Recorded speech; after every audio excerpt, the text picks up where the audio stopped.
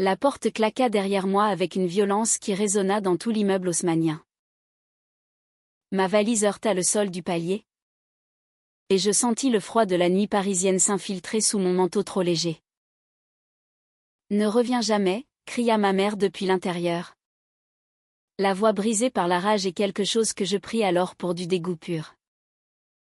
Je descendis les escaliers en titubant, les larmes brouillant les lumières de la rue de Rivoli. À 17 ans, je venais d'être chassée de chez moi parce que j'aimais une fille. Parce que j'avais osé le dire. C'était en septembre, juste après la rentrée. J'habitais avec ma mère, Marine, dans le 4e arrondissement. Un appartement bourgeois au parquet craquant et aux moulures blanches. Mon père était parti quand j'avais 8 ans, emportant avec lui les disputes et laissant derrière lui un silence que nous n'avions jamais su combler. Marine travaillait comme avocate dans un cabinet réputé du 8e, elle rentrait tard, parfumée d'eau de Cologne chère et de fatigue. Nous nous aimions. Je crois. Mais d'une amour poli. Distant. Comme deux étrangères partageant le même nom de famille. Tout a basculé le soir où elle a trouvé la lettre. Je l'avais écrite à Noémie, ma camarade de terminale au lycée Charlemagne. Noémie aux yeux verts, au rire contagieux, à la peau qui sentait l'été même en hiver. Nous nous étions embrassés pour la première fois sous la pluie, près du pont Saint-Louis. Et depuis ce jour, le monde avait pris des couleurs que je n'avais jamais soupçonnées. La lettre était stupide, adolescente, des mots d'amour maladroits, des promesses éternelles, des dessins de cœur entrelacés. Marine l'a lu en mon absence. Quand je suis rentrée ce soir-là, elle m'attendait dans le salon, assise très droite sur le canapé Louis-Philippe, la lettre posée devant elle comme une pièce à conviction. « C'est quoi ça, Noémie ?» demanda-t-elle d'une voix blanche. Mon cœur s'est arrêté. Je n'ai pas pu mentir. Les mots sont sortis. Tremblants. Mais sincères, je l'aime. Maman. Je suis lesbienne. Le silence qui suivit fut plus assourdissant que n'importe quel cri. Puis elle s'est levée. Lentement. Et son visage s'est déformé. Tu n'es pas ma fille. Pas comme ça. Les mots suivants furent pires, abomination, honte, maladie. Elle pleurait en les disant, comme si elle se flagellait elle-même. Elle m'a ordonné de faire ma valise. J'ai obéi. Hébétée. Pendant qu'elle arpentait l'appartement en répétant que jamais elle n'accepterait ça sous son toit. À minuit. J'étais dehors. Sans argent. Sans téléphone, elle me l'avait arraché. Avec seulement les vêtements que je portais et ce que j'avais pu fourrer dans une vieille valise. J'ai marché jusqu'au métro Saint-Paul. Fermé à 7 heures. Puis je me suis assise sur un banc du square Louis XIII. Serrant mes genoux contre moi pour lutter contre le froid. J'ai pleuré jusqu'à ce que plus aucune larme ne sorte. À l'aube, j'ai pris le premier RER vers chez une tante lointaine en banlieue, qui m'a accueilli sans poser trop de questions. Les semaines suivantes furent un brouillard. Je changeais de lycée. Vivais chez ma tante Claire. Une femme solitaire qui fumait trop et regardait des séries en boucle. Noémie m'appelait en cachette depuis un téléphone prêté, nous nous voyions le week-end dans des cafés anonymes du 20e. Elle voulait que je porte plainte. Que je parle aux services sociaux. Mais j'avais peur. Peur de perdre ma mère pour toujours. Peur qu'on me prenne pour une menteuse. Marine ne m'appelait pas. Pas un message. Rien. Et puis, un mois plus tard, en scrollant sur Facebook depuis le téléphone de ma tante, je suis tombée sur sa publication. Une photo d'elle, souriante, sur le balcon de l'appartement. Dans sa main, un drapeau arc-en-ciel flambant neuf qu'elle était en train d'accrocher à la rambarde. Légende, fière d'être une alliée. Love is love. Drapeau blanc arc-en-ciel. Sous la photo. Des dizaines de likes. Des collègues du cabinet. Des amis de longue date. Des connaissances du quartier. Tous félicitaient sa tolérance. Son ouverture d'esprit. Certains écrivaient même « Quelle belle maman tu fais !» J'ai fixé l'écran pendant de longues minutes. Une nausée acide m'a envahi. Elle pavoisait le drapeau de la fierté après m'avoir jeté dehors pour exactement cela. Je n'ai pas compris tout de suite. La colère est venue d'abord. Brûlante. Incontrôlable. Comment osait-elle ? Comment pouvait-elle jouer la carte de l'allié public alors qu'elle avait renié sa propre fille ? Était-ce du calcul ? Voulait-elle se donner bonne conscience devant ses amis progressistes du Marais ? Ou pire, effacer la honte qu'elle ressentait en se montrant moderne ? Je n'ai pas dormi cette nuit-là. J'ai écrit une lettre, une vraie, sur papier que je n'ai jamais envoyée. Des pages et des pages de rage, de douleur, de questions sans réponse. Noémie, quand je lui ai montré la photo, a pleuré avec moi. Elle est hypocrite ? Noémie. Elle te détruit et ensuite elle parade. Mais au fond de moi, une petite voix murmurait autre chose, et si elle regrettait ? Et si ce drapeau était sa façon maladroite de tendre la main ? Je n'y croyais pas vraiment. Pas encore. L'hiver arriva. Glacial. Je fêtais mes 18 ans chez ma tante, avec un gâteau discount et 2 bougies. Marine n'avait toujours pas donné signe de vie. J'avais commencé à travailler le week-end dans une librairie du quartier latin pour économiser et prendre un studio avec Noémie l'année suivante. Nous rêvions d'un petit 2 pièces à Belleville, avec une fenêtre sur les toits. Un soir de décembre, alors que la neige tombait doucement sur Paris, mon téléphone vibra. Un numéro inconnu. J'ai décroché. Le cœur battant. Noémie ? La voix de ma mère. Rauque. Hésitante. Je n'ai rien dit. C'est maman. Silence. Je voudrais te voir. S'il te plaît. J'ai raccroché. Elle a rappelé le lendemain. Et le surlendemain. À la 5e fois. J'ai répondu, pourquoi ? Pour me dire encore que je suis une honte ? Elle a pleuré au téléphone. Des sanglots étouffés. Comme si elle se cachait. Je me suis trompée. Terriblement trompée. J'ai eu peur. Peur de ce que les gens diraient. Peur de perdre la fille que je croyais connaître. Je n'ai pas répondu. J'étais trop en colère. Elle a continué, le drapeau c'était ma façon de me punir ? Peut-être. De montrer que je voulais changer. Mais je sais que c'est insuffisant.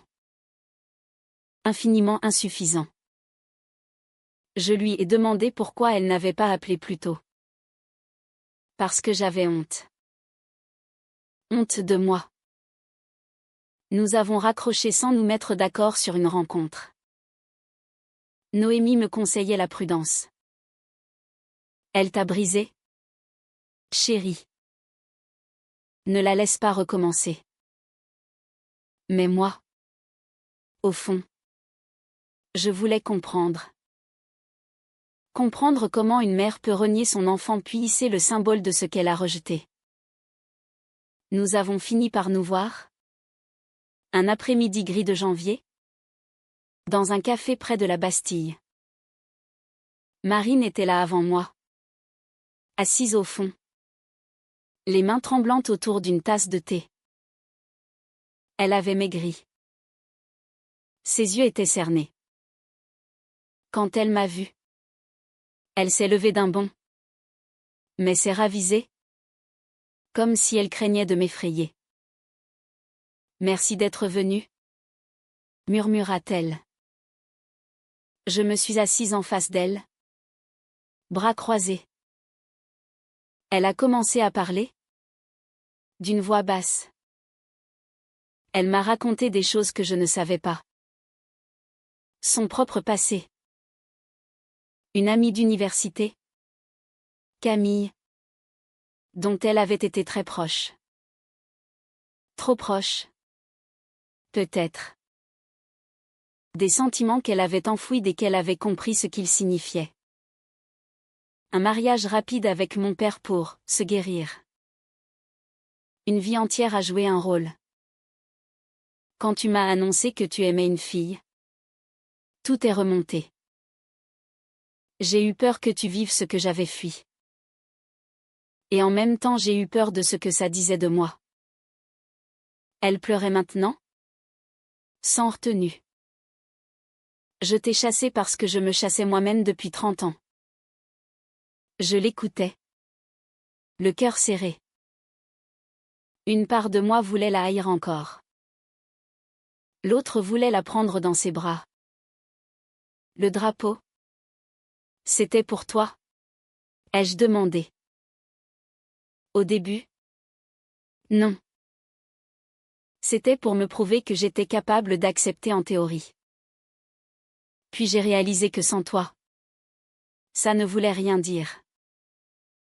Nous sommes restés longtemps en silence. Je ne lui ai pas pardonné ce jour-là.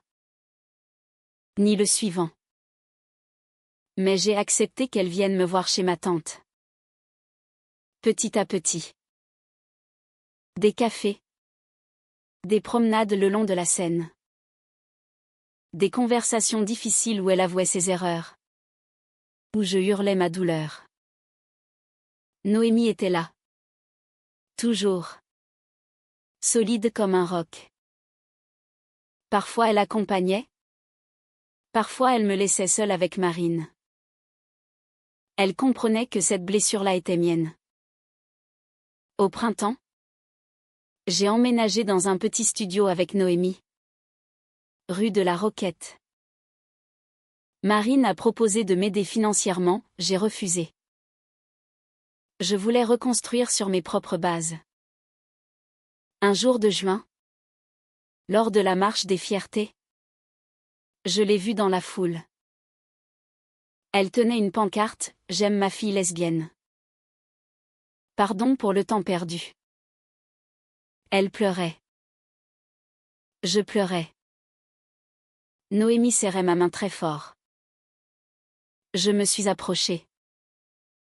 Nous nous sommes embrassés maladroitement. Comme deux étrangères qui se retrouvent après une guerre. Le pardon n'est pas venu d'un coup. Il s'est construit. Brique par brique. Au fil des mois. Des années. Aujourd'hui. Le drapeau arc-en-ciel flotte toujours sur son balcon. Mais maintenant, il est là parce qu'elle le veut vraiment. Parce qu'elle a appris à aimer sans condition. Et moi? Je rentre parfois à la maison. Pas souvent. Mais assez pour savoir que l'amour, même abîmé, peut renaître. Les mois qui suivirent mon expulsion furent les plus sombres de ma vie. Je dormais mal, mangeais peu. Et chaque nuit je revoyais la porte qui se refermait sur moi. Ma tante Claire faisait de son mieux, elle me préparait des plats lyonnais trop gras. me laissait regarder la télévision jusqu'à pas d'heure. Mais rien n'effaçait le vide. À l'école, je mentais. Je disais que mes parents déménageaient, que j'étais temporairement chez une parente. Personne ne posait trop de questions, les adolescents sont égoïstes, absorbés par leur propre drame. Noémie était mon seul phare. Nous nous retrouvions après les cours dans le parc des Buttes-Chaumont, assise sur notre banc habituel. Elle me prenait dans ses bras sans rien dire, et pendant quelques minutes, le monde cessait de peser. Un soir, elle m'a proposé de venir vivre avec sa famille. Ses parents savaient pour nous, ils étaient choqués par ce qu'avait fait Marine. Mais accueillants. J'ai refusé. Je ne voulais pas être un fardeau.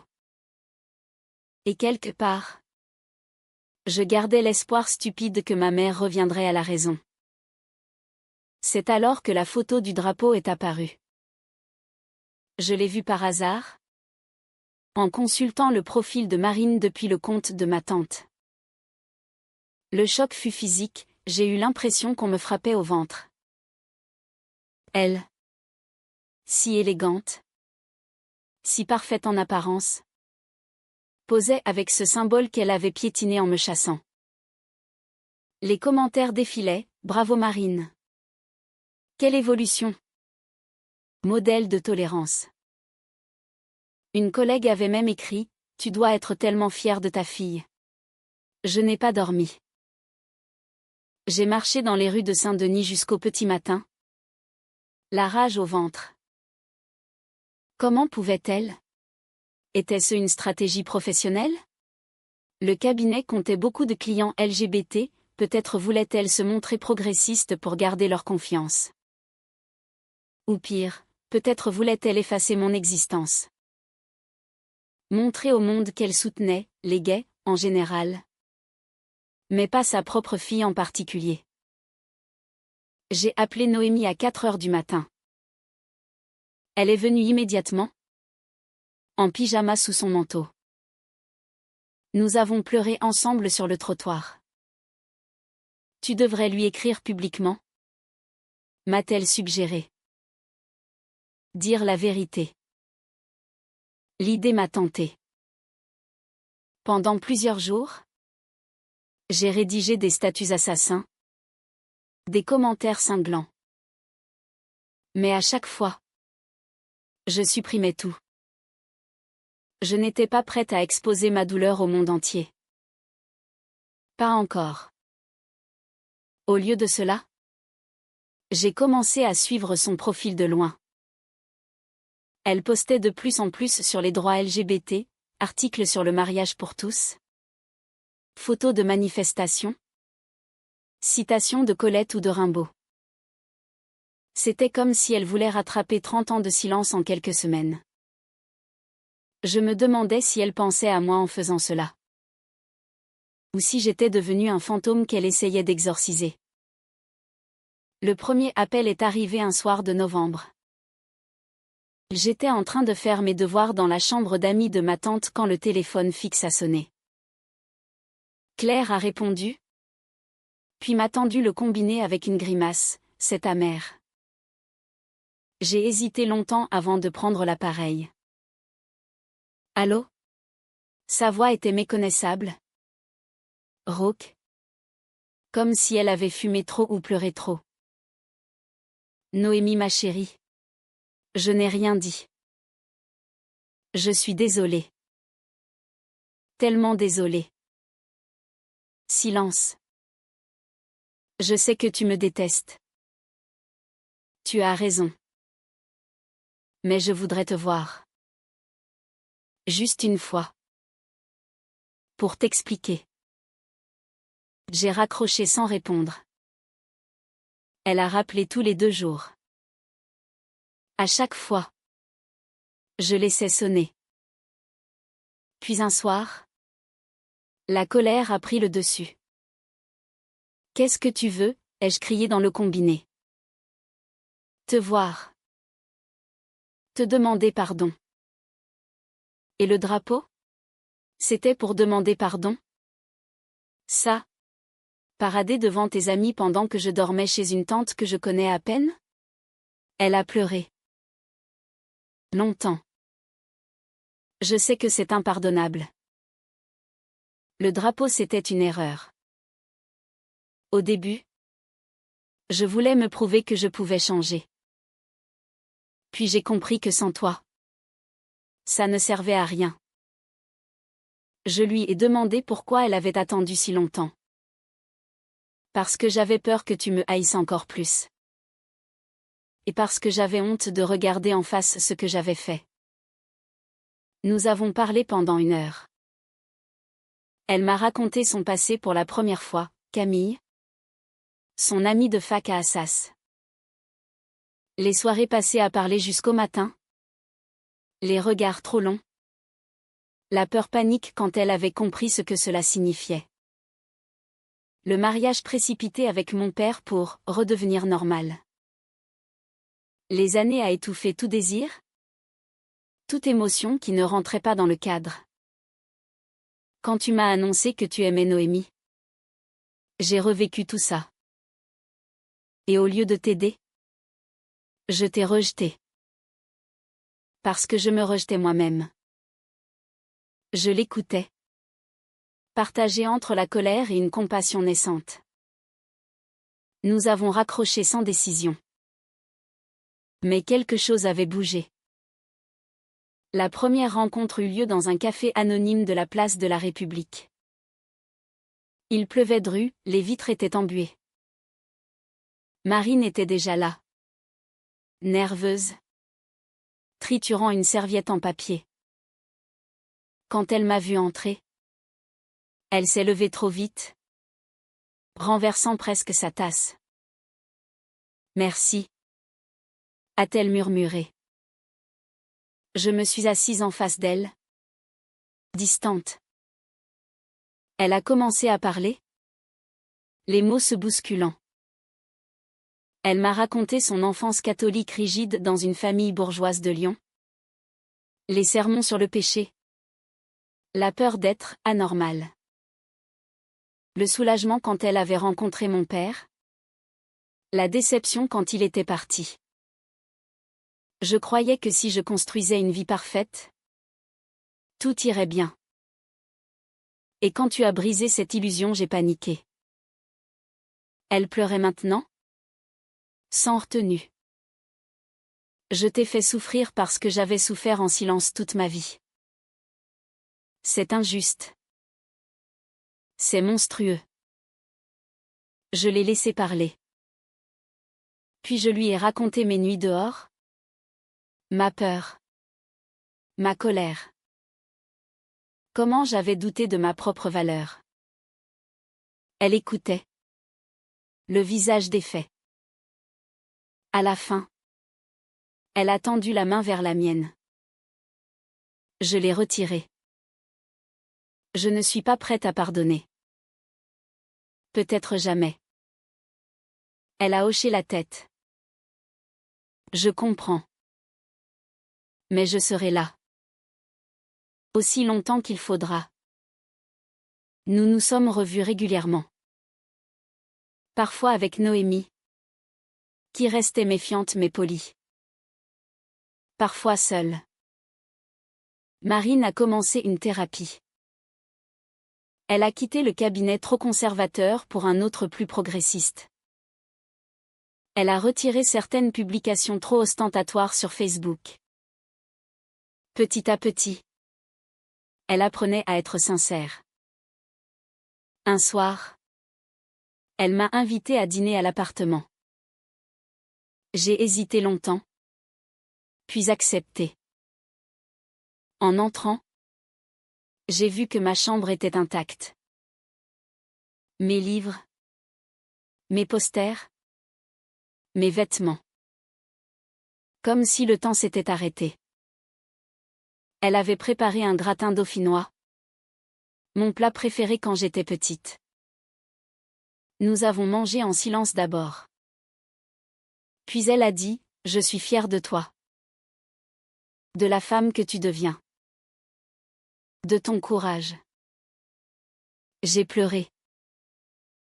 Pour la première fois devant elle depuis l'expulsion. L'année suivante, lors de la Pride, tout a basculé. Noémie et moi marchions main dans la main parmi la foule joyeuse. Musique. Paillettes. Drapeaux partout. J'avais enfin l'impression d'être à ma place. Soudain, je l'ai vue. Marine. Au milieu des chars. Tenant une pancarte écrite à la main, « J'aime ma fille lesbienne. Je demande pardon pour mes erreurs. » Elle pleurait. Autour d'elle, des inconnus la soutenaient, lui tapaient sur l'épaule. Je me suis figée. Noémie m'a serré la main. Vas-y. Je me suis approchée lentement. Quand Marine m'a vue, elle a lâché la pancarte et ouvert les bras. Je me suis blottie contre elle. Pour la première fois depuis si longtemps. Nous avons pleuré ensemble, au milieu de la musique et des rires. Plus tard, nous avons marché toutes les trois. Marine tenait ma main gauche. Noémie la droite. Ce n'était pas la fin des blessures. Il y aurait encore des disputes, des silences, des reproches. Mais c'était un début. Aujourd'hui, le drapeau flotte toujours sur le balcon. Mais maintenant, quand je passe devant l'immeuble, je sais qu'il est là pour moi. Pour nous. Marine a appris à aimer sans condition. J'ai appris à pardonner sans oublier. Et Paris continue de vivre, indifférente et belle, témoin de nos réconciliations fragiles. L'amour, même abîmé, peut parfois guérir.